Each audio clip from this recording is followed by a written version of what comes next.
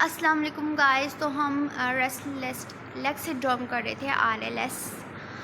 تو اس کو شروع کرنے سے پہلے اگر آپ نے ابھی تک چینل سبسکرائب نہیں کیا ہوا تو چینل سبسکرائب کر دیجئے اور بیل آئکن پریس کر دیجئے. اور اس کا فرسٹ پارٹ جو سے ابھی ہم نے پچھلی بار ہم نے اس کا فرسٹ پارٹ ڈسکس کیا تھا, اب ہم اس کا نیکسٹ پارٹ ڈسکس کر رہے ہیں. پہلے ہم نے اس کے سمپٹمس ڈسکس کیے تھے اور پریویلنس ڈسکس کی تھی. اب ہم اس کے رسک فیکٹرز اور پروگنوسٹک فیکٹرز ڈسکس کرنے لگے ہیں اور اس کے بعد مزید ہم آگے چلتے جائیں گے. تو اب رسک اینڈ پروگنوسٹک فیکٹرز کو جب ہم ڈسکس کرتے ہیں تو ہم یہ دیکھتے ہیں کہ یہ جینیٹیکلی بھی ہو سکتی ہیں, فزیولوجیکلی بھی ہو سکتی ہیں. اب جینیٹیکلی جو سی ہو گئی یہ پری ڈسپوزیٹنگ فیکٹرز ہیں, فیمیل جیسے کہ فیمیل جینڈر اور advancing age, genetic risk variants اور فیملی ہسٹری آف RLS. کہ اگر ایسا کچھ بھی ہمیں مل رہا ہے تو یہ پری ڈپوزنگ فیکٹرز ہیں. کہ اکثر لوگوں کو جیسے کہ فادر کو یا مدر کو اگر ٹانگ ہلانے کی عادت ہے تو اس بچے کو بچپن سے ہی ٹانگ ہلانے کی عادت پڑ جاتی ہے. ٹھیک ہے, تو پریسیپیٹیٹنگ factors are often time limited such as iron deficiency. اب یہ بھی ہو سکتا ہے کہ کچھ بچوں کو آئرن ڈیفیشنسی ہو جاتی ہے, پھر وہ بھی اپنی ٹانگ اس طرح ہلاتے ہیں. کچھ جو ان سے ہوتے ہیں انڈیویجول اس کو فرض کرتے ہیں کہ یہ ایک نارمل سلیپنگ پیٹرن ہے. ٹھیک ہے, initial triggering event has dish appeared. کہ جیسے کہ ابھی وہ اینشیس ہے پرسن یا پھر کسی ڈسٹریس میں ہے, کسی پریشانی میں ہے, تو وہ کیا ہے وہ ٹانگ ہلا رہا ہے اپنے آپ کو ڈسٹریکٹ کرنے کے لیے. لیکن آہستہ آہستہ اس کے لیے یہ بہت ہی کوئی نارمل سلیپنگ پیٹرن ہو جائے گا اور اس کے ارد کے لوگوں کو بھی یہ بہت نارمل سی عادت لگے گی. ٹھیک ہے, اب جینیٹک ویریئنٹس اگر ہم دیکھتے ہیں, رسک ویریئنٹس دیکھتے ہیں, وہی چیز کہ یوریمیا سجسٹنگ the individual with a genetic سسپیکٹیبلٹی develops the RLS. کہ RLS جو سے ہوتا ہے وہ جیسے کہ ڈس آرڈر یوریمیا ہے اس کی طرح یہ جینیٹیکلی بھی سسپیکٹیبل ہے کہ جینیٹیکلی بھی RLS ڈیولپ ہو جاتا ہے.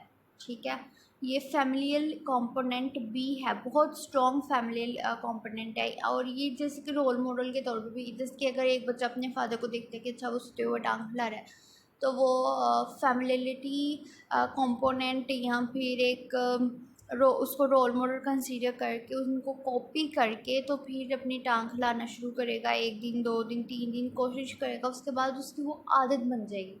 ٹھیک ہے, تو یہ بہت سی دیکھی جائے تو بہت سے دوسرے فیکٹرز کو ہم کنسیڈر کرتے ہیں اس فیکٹرز کے طور پہ. اس کے بعد کوموربیڈی آ جاتا ہے. اور لیکن زیادہ پریشانی کی یہ بات ہے کہ اس کو بہت نارمل, جیسے کہ ہم نے پیچھے پڑھا کہ اس کو بہت نارمل سلیپنگ پیٹرن کنسیڈر کیا جاتا ہے, اس کو کوئی نہیں لیتا. مطلب کہ اگر آپ کو ریسٹلیس سلیپ ڈس آرڈر ہے تو ہم یہ نہیں کہتے کہ اچھا اپنی ٹانگ کو علاج کرائیں, ہم یہ کہیں گے کہ اچھا آپ کو کوئی اینشیس یا ڈسٹریس کنڈیشنز ارائیو ہو رہی ہیں, میں بھی آپ کا کوئی لائف اسٹائل جو ہے وہ امپروو کرنے کی ضرورت ہے, تو آپ سائیکالوجسٹ سے ایک بار کنسلٹ کر کے اپنا ایک پراپر چیک اپ لے لیں کہ آپ کو کچھ ایسا ویسا تو پرابلم نہیں آ رہا, آپ کا کچھ اسٹریس پریشر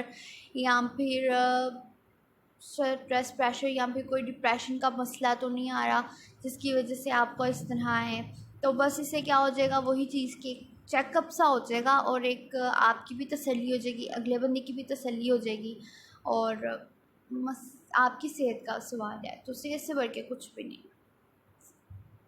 اس کے بعد ہم کوموربیڈی دیکھتے ہیں. کوموربیڈی میں ہم دیکھتے ہیں کہ یہ وہی ڈپریسو ڈس آرڈر کے ساتھ, انزائٹی ڈس آرڈرس کے ساتھ, اٹینشنل ڈس آرڈرس جو سے ہوتے ہیں ان سب کے ساتھ یہ کوموربیڈ کرتا ہے.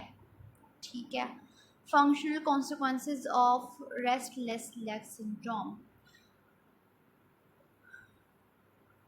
اس کے بعد مین medical dish order کوموربیڈ with RLS us cardio vascular disease. کہ کارڈیو ویسکولر ڈیزیز, اس کے علاوہ hyper tension, narcolepsy, migraine, Parkinson disease, multiple سکلروسس, peripheral نیوروپیتھی, obstructive sleep apnea, diabetes mellitus, فائبرومائلگیا, osteoporosis, obesity, thyroid dish order and cancer. اب میں ایک ایک کو explain کرنے بیٹھی تو خیر مسئلہ ہو جائے گا، لیکن بہت سے ایسے ہیں جن کا آپ کو پتہ ہی ہوگا. آسٹیوپوروسس جو ہے وہ یہ ہے کہ جب کیلشیم ڈیفیشنسی ہو جاتی ہے تو آپ کی بونس جو سے ہوتی ہیں وہ ڈیزولو ہونا شروع ہو جاتی ہیں، ان کے پاؤڈر ہونا شروع ہو جاتی ہیں. آپ کی بون کی جو سی فارم کوالٹی ہے وہ جو سی ہوتی ہے وہ لیک کرنا شروع ہو جاتی ہے.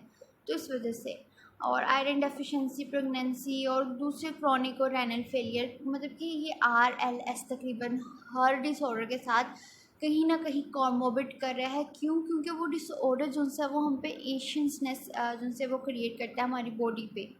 ٹھیک ہے، وہ ہماری باڈی پہ ٹینشن سے کریٹ کرتا ہے. تو جب وہ ہماری باڈی اس ٹینشن سے گزر رہی ہوتی ہے تو وہ اپنا ریلیف جو ہے وہ باڈی ایکٹیویٹی لیگ وائبریشن سے کرتی ہے. ٹھیک ہے، یہ آپ بلینکٹ میں اس انسان کے دیکھیں کیسے لیگس وائبریٹ کر رہی ہیں.